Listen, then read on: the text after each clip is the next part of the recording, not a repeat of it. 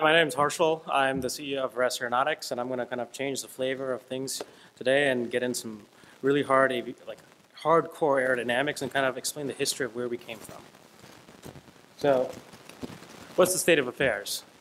Well, the state of affairs is that low-speed aerodynamics really hasn't evolved much since World War II. And now, that seems kind of like a blanket statement, and you should be immediately asking why. The short answer is it's really hard.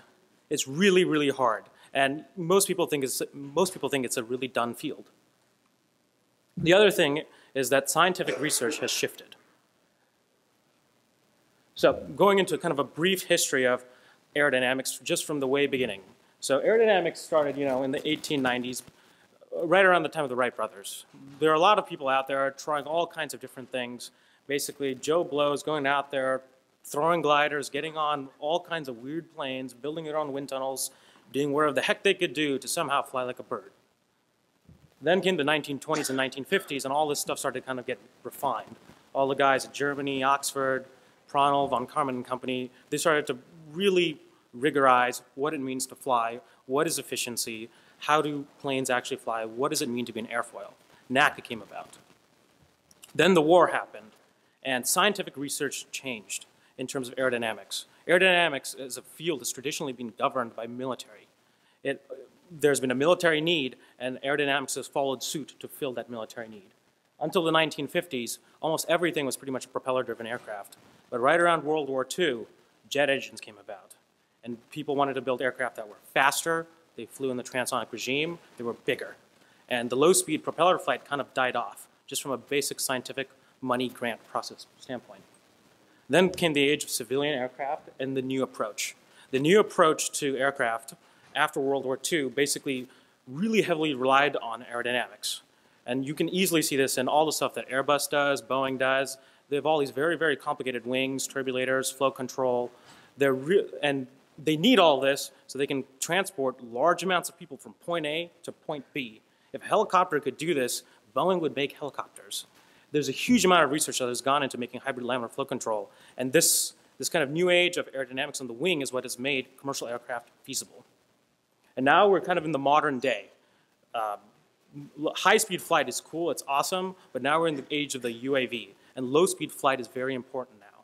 All that stuff, all that research that had happened in the 30s, 40s, and 50s is now starting to become really important now. And I think a shift is happening in aerodynamics as a whole. So this leads to our mission statement. It's our goal to fundamentally improve UAV performance through innovation in aerodynamics, not through necessarily battery technology or controls or cameras or sensors, fundamentally make that craft better. So how do we do this? So this is a picture of air going over a wing. This is a NACA 0015 wing, if you care about that. We essentially have air going at about 4 to 5 meters per second, and we've lit it up with some lasers. And you can see the smoke. You can see this boundary layer effect, this bubble. This bubble is what causes stall in modern aircraft. This is that bubble being solved. And what does this mean in the grand scheme of things? This means a much more efficient aircraft. I'll kind of go into exactly what this means. But this is just kind of the quick overview. So you start with the craft. You have this magnificent bubble forming. The way we fix this bubble is by essentially rotating the entire surface of the wing. If you care about it, it's the no-slip condition. This fundamentally changes the way air flows over the wing. It actually shifts this bubble on the bottom, and bubbles are high-pressure systems, and this essentially increases the lift. This lack of turbulence and this lack of bubbles on the top of the wing also magnificently increases the drag efficiency of the craft. It also fundamentally allows the craft to stall at a much higher angle of attack. So in summary, what does this mean in like a very high-level systems standpoint? We have increased payload, we have increased range, we have decreased fuel consumption, and we have much improved launch and recovery. We can launch the system at a very, very high angle of attack, and we can also perform an actual deep-stalled landing. Not a landing where you just completely crash, but like an actual traditional deep-stalled landing where you can plop onto the ground. So this is our solution.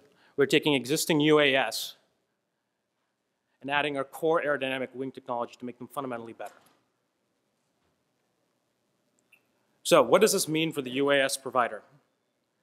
For precision agriculture, this means that someone can literally fly their airplane at a very, very high angle of attack.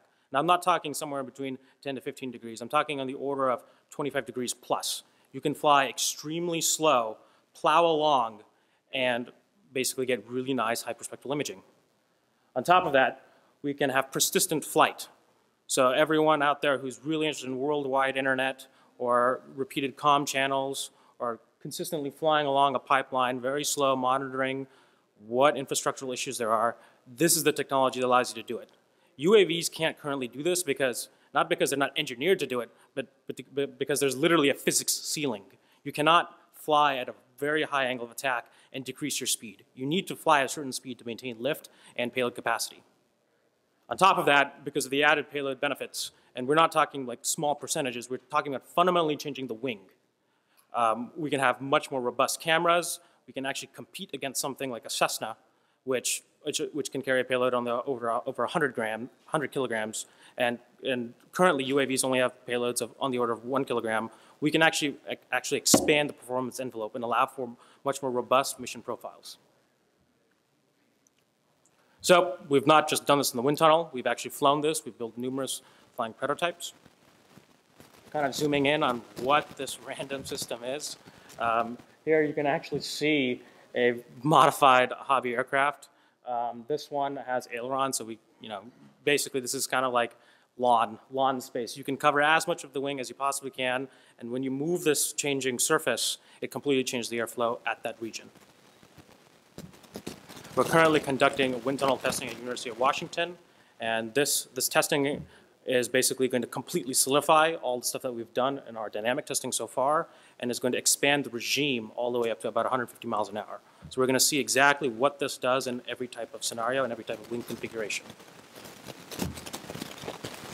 So partnerships. We're currently looking for development partners, current UAS manufacturers, current people who are actually creating solutions for UAS, and everyone in between, because our system essentially fundamentally changes the performance envelope.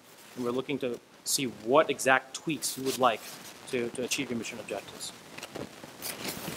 Thank you.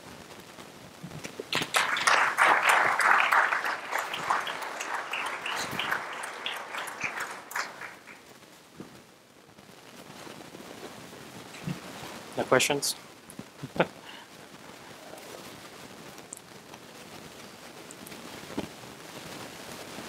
Do you have any feel for what the added weight to the aircraft system would be with something like this? So we have a couple of metrics that we have right now. For example, because we're talking about fundamental CL increase, we're thinking on the order of at least 40% or higher.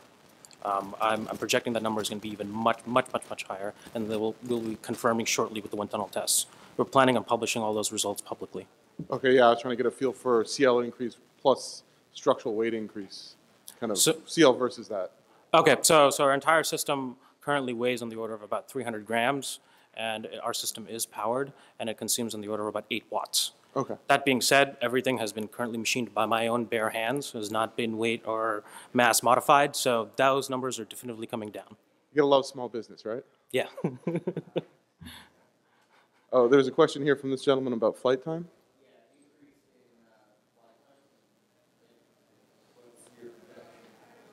So currently we are projecting a current decrease in about 20% in drag.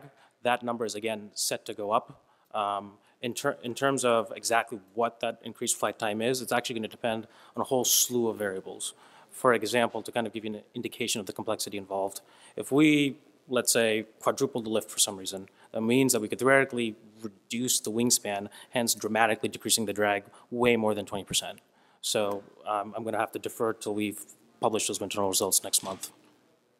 Just one more question, since there's no other line. Do you envision this on like if you have a high aspect ratio wing, 12, 15, something like that, do you envision this being full span or is this partial span? So the interesting thing about this, as I mentioned earlier, is this will essentially increase the unit lift, will increase the lift per unit span wherever you put it. So you don't necessarily need to cover the entire span. In fact, it doesn't really even matter if this system is behind the prop wash. The system still functions. Thank you. Sir?